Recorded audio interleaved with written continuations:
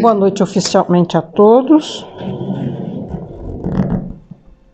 É sempre um grande prazer, né, a gente poder ter a oportunidade de estar aqui nessa casa, né, a cada dia, a cada semana, aonde aqui juntos temos sempre a oportunidade de aprendermos um pouco mais, né. E o nosso capítulo da noite de hoje, ele é o último capítulo do nosso Evangelho. A gente começa a estudar o último capítulo do nosso Evangelho, a coletânea de preces espíritas. E aí é interessante, né? Temos 28 capítulos. E relembrando, nós começamos o nosso primeiro capítulo do nosso Evangelho não vim destruir a lei. Começo a abordagem do Evangelho, da doutrina dos Espíritos, falando das leis. Fala de Moisés, fala de Jesus, fala do Espiritismo. E a gente vai na sequência. Meu reino não é deste mundo. Há muitas moradas na casa do meu Pai. Ninguém pode ver o reino de Deus se não nascer de novo. Ou seja, são bases.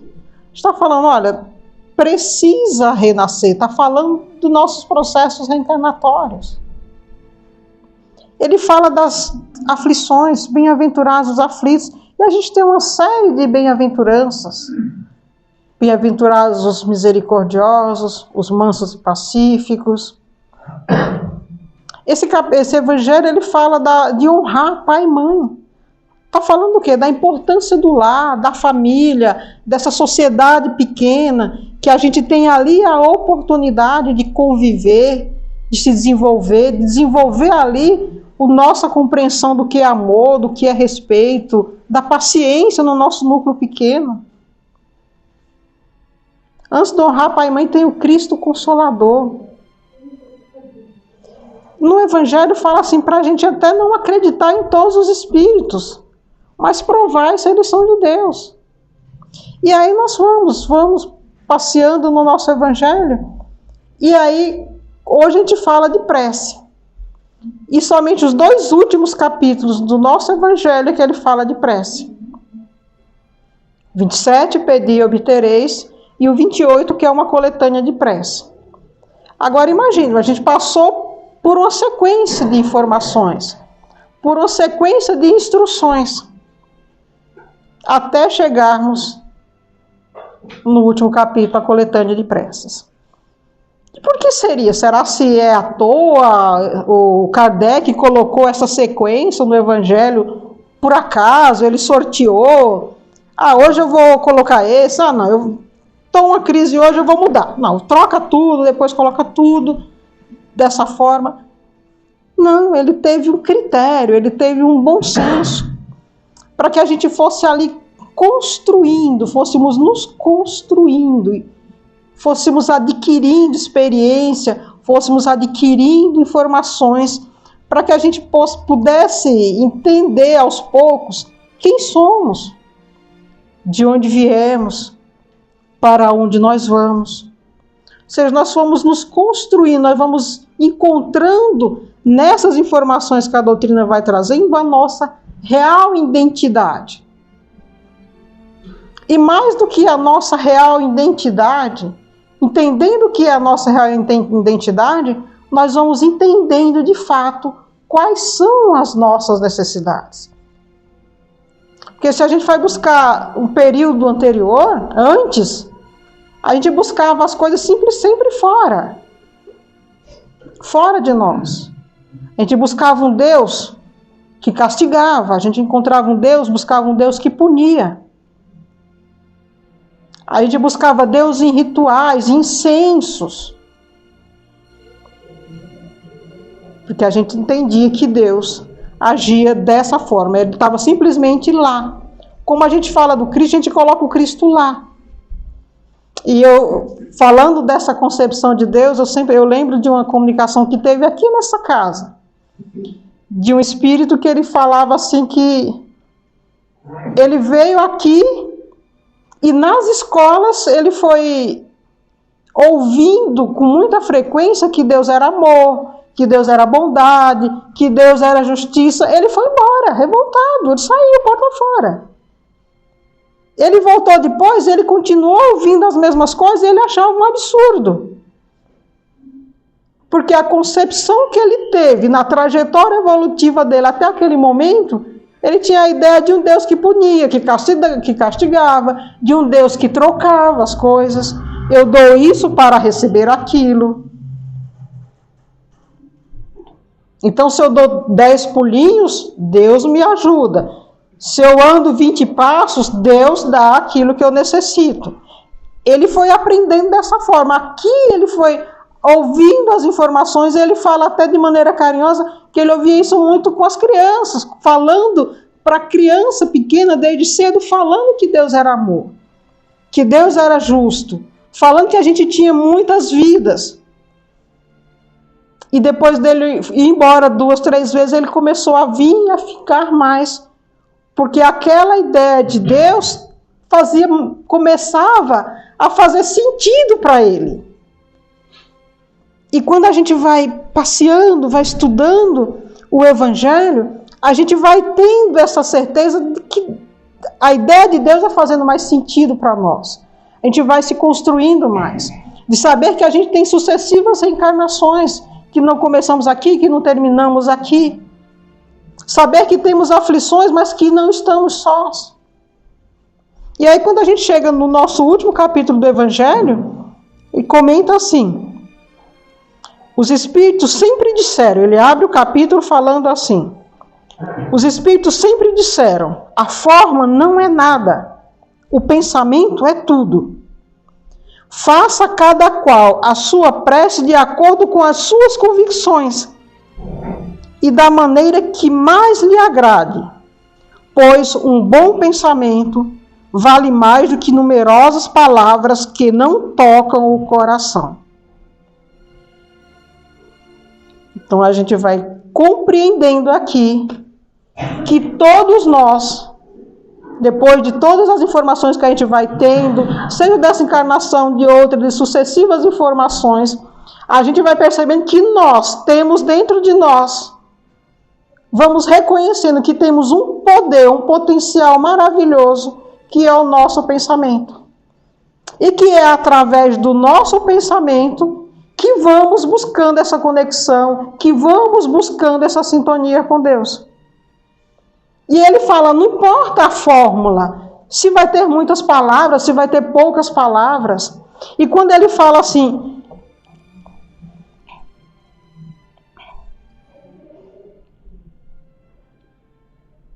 que os espíritos não prescrevem nenhuma forma absoluta de prece, e quando nos dão algum é para orientar as nossas ideias, e sobretudo chamar a nossa atenção sobre certos princípios da doutrina. Por que ele fala isso aqui? Porque aqui nesse final, como o título mesmo já fala, é uma coletânea de preces. Kardec dá exemplos de várias preces que a gente pode fazer em determinados momentos. Então eu só posso orar, eu só posso rezar se eu tiver essa coletânea aqui. Então eu vou, a cada momento do meu dia, eu vou pegar essa coletânea? Não. Ele está dando para a gente um exemplo, a gente fala, não utilizar aquela recurso e falar, não, eu não sei orar. Ele fala, se não sabe, pega lê. E é assim que a gente começa a fazer, porque no começo a gente às vezes nem se sente motivado a fazer uma prece. A gente fala, não, eu não sei fazer. Aí ele dá o recurso, então começa a ler. E aí você vai percebendo, e ele reitera no começo, fala, não precisa de muitas palavras, não precisa de palavras bonitas. O importante que ele ressalta aqui é você utilizar o recurso do seu pensamento para buscar essa sintonia. Então não vai ser aqui somente no centro espírita que você consegue isso, somente depois que você estudou, depois que você ouviu muitas palestras, é somente os espíritas que conseguem fazer uma prece? Não. A gente já foi estudando e percebendo que Deus é Pai, é amor e é bondade de todos. Um tem as suas dificuldades, outros têm outras, uns têm mais, outros têm menos, mas é da lei. E isso é que a gente vai compreendendo ao longo do nosso tempo. Então, Deus não está para os espíritas, Deus é da humanidade. A prece não está para o espírita, está para a humanidade. Porque é através do pensamento que a gente se liga, e pensar. É maravilhoso falar do pensamento, que a gente pode nos cercear tudo. Pode nos tolir de falar, pode nos tirar a nossa visão, podem nos prender, podem nos encarcerar, podemos ir virar no deserto, ou ficar no deserto sozinho. Você não fica sozinho, porque você pensa e naturalmente você entra em conexão com outras mentes. Você é capaz de ficar lá no deserto e falar, não, aqui eu não me conecto com nada. Você se conecta com alguém na China, você se conecta com alguém do plano espiritual em outro mundo, onde existem seres pensantes. Temos a capacidade de nos conectar, é uma teia.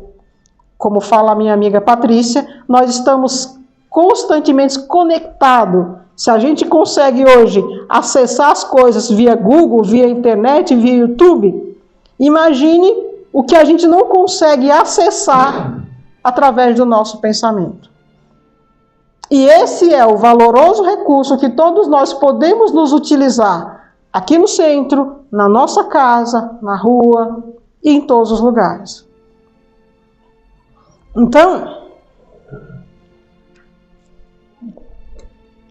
quando a gente costuma falar aqui para todos que aqui se chegam, olha, quando chega no salão, mantém o silêncio, procura manter a harmonia. Desliga o celular, enquanto você está aqui, desliga.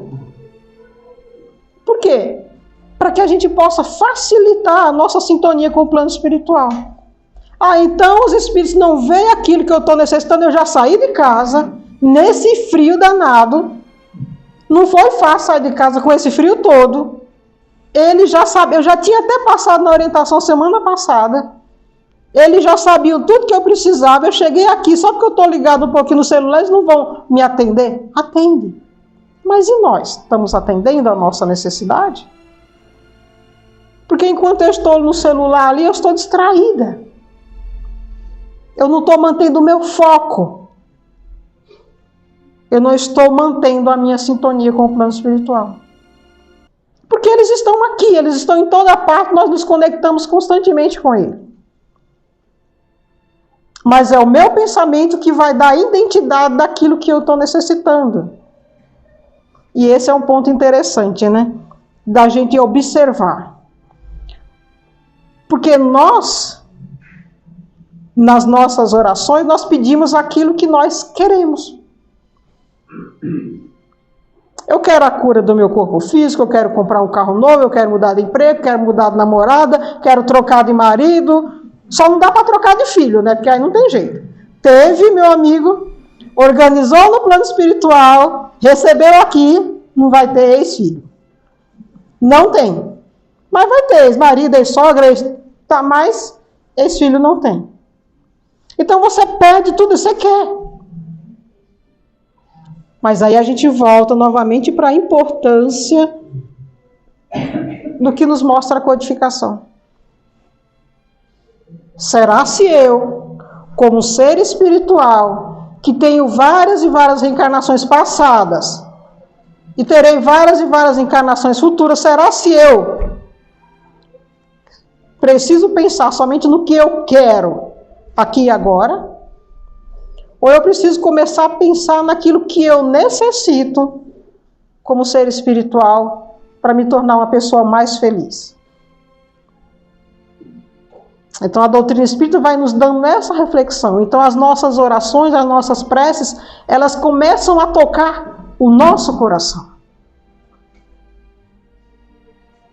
Elas passam a não ser simplesmente verbalizadas.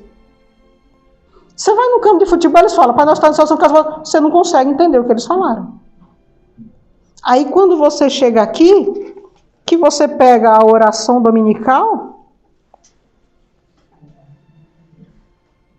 que inicia assim, Pai nosso que estás nos céus. Será que é somente essa frase? Ou a gente já consegue vislumbrar o que essa frase nos convida? Eu começo a admitir que tem um Pai, que Ele é bondoso, que Ele é justo. Eu aprofundo mais. Aí quando fala assim, que seja feita a vossa vontade. Aí a gente coloca assim, olha, vou fazer o possível para que a minha vontade concilie com a sua, Deus. Mas vai que ela não concilie, a gente já começa a ser um pouquinho mais humilde e fala, aqui prevaleça a sua. Eu acho que você sabe um pouquinho mais que eu. A gente já começa a ter essas posturas. Aí a gente vai mais na frente. E que nos dai o pão nosso de cada dia nos dai hoje. Aí a gente já começa a entender, o pão, ele é necessário. Mas a margarina, o requeijão, o presunto já é mais supérfluo. Então vai que naquele dia não tem o requeijão, tá, mas você come o pão, você tem o pão, agradece. Porque ali já é o básico. A gente já começa a reclamar menos daquilo que é menos importante para a gente. A gente vai valorizando aquilo que é mais importante, é mais necessário. E aí, só mais uma frase que não vai dar para falar todas. Perdoa as nossas dívidas. A gente pede desculpa, pede perdão para tudo, mas olha, observa a sequência. Assim como eu perdoo os nossos devedores. Então eu peço auxílio, mas eu preciso me comprometer que eu preciso auxiliar. Que nessa caminhada aqui, estamos todos juntos e misturados. E que um necessita do outro e que um acrescenta ao outro. Então, as nossas preces, elas começam a ser mais coerentes nos nossos desejos, nas nossas vontades, elas começam a ser mais responsáveis. Então, depois que você vai tendo todas essas informações que a doutrina vai dando, olha o que eu trouxe, a gente vai aprendendo a desatar os nossos próprios nós. Porque a prece não é para que eu possa pedir para que você desate o meu nó, você desate o meu nó. Não. O plano espiritual vai me dando recursos para eu desatar os nós da minha vida, das minhas dificuldades, aqueles obstáculos que eu não consigo superar sozinho. As minhas preces, a minha oração vai me dando essa força, vai me encorajando. E aí eu desfaço meus nós. E aí, ao invés de eu dar nó, eu vou dando um laço com o tempo, com o conhecimento, com o aprendizado, a experiência. Eu vou dando laços. Eu vou estreitando o meu laço com Deus. Eu vou compreendendo de fato que Ele é bom, que Ele sabe aquilo que eu necessito, que Ele está sempre ao meu lado.